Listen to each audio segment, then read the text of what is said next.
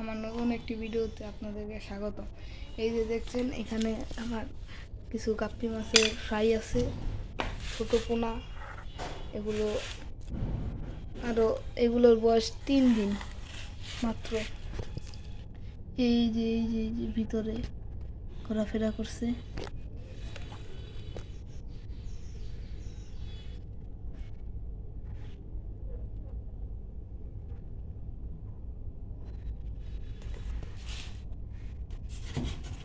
তবে এখানে কিছু মাছ আছে এখানে।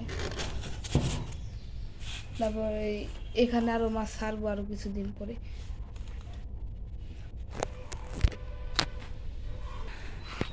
তো আমার এখানে আরো ছোট ছোট অনেক গাছ আছে, যেখানে অ্যালোভেরা গাছের বড় একটি চারা আছে।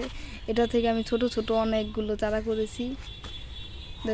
বড় কিছু গাছ আছে এখানে।